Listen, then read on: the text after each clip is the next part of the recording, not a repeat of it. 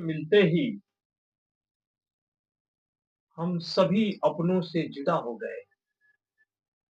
एक गैर से मिलते ही हम सभी अपनों से जुदा हो गए और उसकी सोहबत में पड़कर क्या थे और क्या हो गए। उसकी सोहबत में पड़कर क्या थे और क्या हो गए और मैंने उसे कैद करके रखा था अपने दिल की दीवारों में। पलक झपकते ही जाने कैसे लापता हो गए। नमस्कार, आदाब, सत श्री अकाल। मैं हूँ समीर आयोग और आप देख रहे हैं रियल स्टोरी। आज की जो सच्ची घटना मैं आपको बताने जा रहा हूँ, ये घटना है उत्तर प्रदेश की। ये घटना जो मैं बताने जा रहा हूँ, उत्तर प्रदेश के बरेली की घटना है। लेकिन ये घटना सिर्फ बरेली में नहीं घटी है। ये जो शख्स 3 दिसंबर 2024 को गिरफ्तार हुआ है, राजन वर्मा। इस शख्स ने उत्तर प्रदेश का लगभग कई ऐसा थाना है, कई ऐसी चौकियां हैं जहां इसने कांड कर दिया।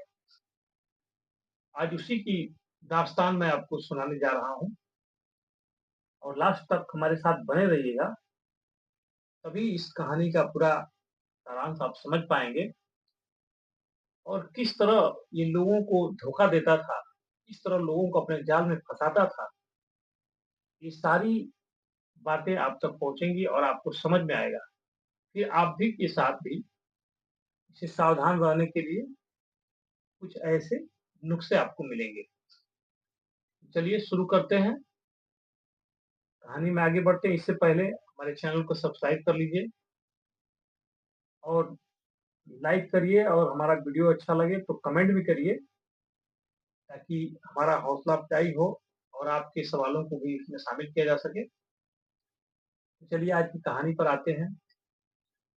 ये कहानी है राजन वर्मा, एक कांस्टेबल की, जिसको पुलिस ने गिरफ्तार किया है। बरेली की पुलिस ने उसे गिरफ्तार किया है 3 दिसंबर 2024 को। और उसकी पत्नी जो शालिनी कटियार है, वो भी कांस्टेबल है, उसको भी पुलिस ने गिरफ्तार किया है। इनका गुनाह क्या था? पुलिस ने जब, क्योंकि इनके नाम से एफआईआर दर्ज कराने वाली भी एक कांस्टेबल महिला ही थी, महिला कांस्टेबल ही थी बरेली की। लेकिन इनकी जो दास्तान है, पुलिस ने जब इनसे पूछताछ शुरू की है तो इसकी दास्तान भी कुछ अजीबो-गरीब है। दरअसल ये जो राजन वर्मा है, 8वीं तक पढ़ा हुआ व्यक्ति है और ये फैजाबाद में, अयोध्या में पेठा बेचने का काम किया करता था। पेठा बेचता था और अपना परिवार चलाता था। इसके परिवार में भी कोई, इसकी पत्नी ये सब नहीं था। इसका अपना परिवार, बेटे-बेटी नहीं थे, अपने माँ-बाप के साथ रहता था। उसी समय इसको एक सुनील नाम के कांस्टेबल होते हैं, उसके यहाँ अक्सर जाया जाते हैं, पेठा खरीदते हैं। उससे कुछ बातचीत भी होती रहती है, सलाम-दुआ भी होता रहता है। उसी बीच वो जो राजन वर्मा है, अपने दिल की बात सुनील से कहता है कि सर, मैं भी चाहता हूँ कि आपकी तरह पुलिस अफ़सर बन जाऊँ, मैं भी पुलिस में शामिल हो जाऊँ, भर्ती हो जाऊँ। तो जो सुनील होते हैं वो पूछते हैं कि तुमने पढ़ाई कितनी की है? तो बताता है कि सर, मैंने तो ज़्यादा पढ़ाई नहीं की है, मैं 8वीं पास हूँ, बस कुछ लिख पढ़ लेता हूँ, बाकी तो मेरे पास कोई सर्टिफ़िकेट नहीं है। सुनील कहते हैं ठीक है, तुम पुलिस में भर्ती हो सकते हो, बाकी मैं जो भी होगा देख लूँगा, लेकिन कम से कम तुम्हें 5 लाख रुपए का इंतज़ाम करना पड़ेगा। तो राजन वर्मा कहता है कि ठीक है सर, मैं इंतज़ाम करूँगा 5 लाख रुपए का। और वो पुलिस को यही सारी कहानी, जब पुलिस ने पूछा है तो ये सारा बताना शुरू किया है। वो सुनील कुमार कौन है, उनका उसने क्लियर पता नहीं बताया है क्योंकि वो भी पुलिस में है और उन्होंने भी इसके साथ चीट किया है।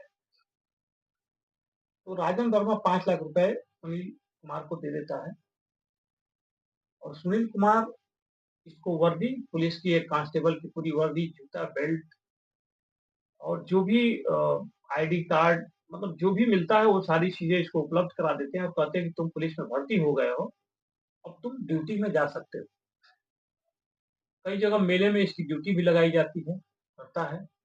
इसके पहले महीने की तनख्वाह भी इसके अकाउंट में आ जाती है, बहुत खुश था। लेकिन 2 से 3 महीने के अंदर ही इसको पता चल जाता है कि मैं पुलिस नहीं बना हूँ, मुझे धोखा दिया गया है। यानी हमारे 5 लाख रुपए लेकर के मुझे वर्दी दे दी गई है, लेकिन मैं पुलिस में भर्ती नहीं हुआ हूँ। धीरे-धीरे वो अब पुलिस में भर्ती नहीं हुआ है, लेकिन वर्दी पहनने का उसको शौक था। उसको अच्छा लगता था वर्दी पहनकर। वो ऐसे ही वर्दी पहन के निकल जाया करता था, किसी को भी डराया-धमकाया करता था और उस समय कोरोना का भी समय था। 2020 के बाद भी बहुत कोरोना के मामले को लेकर के मास्क वगैरह पहनने की जो बातें होती थी, तो उसमें ये रोड पे निकल जाता था, खुद भी मास्क लगा लेता था और पुलिस की वर्दी में रहता था, किसी पे रोब झाड़ता था, "ए मास्क क्यों नहीं पहना है?" पैसे भी कुछ वसूल लिया करता था, उल्टा-सीधा मिलने पर किसी से उगाही भी करता था।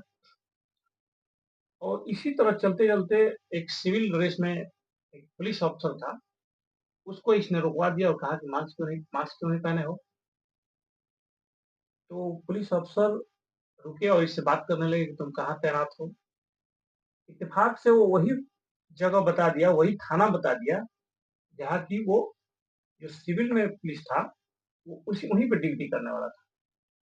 उसने कहा कि उस थाने में मैं हूँ, उसमें तो कोई तुम्हारे नाम का आदमी नहीं है। अब उसको अपने थाने ले गया और इसके ऊपर जो है, इसको जेल में डाल दिया।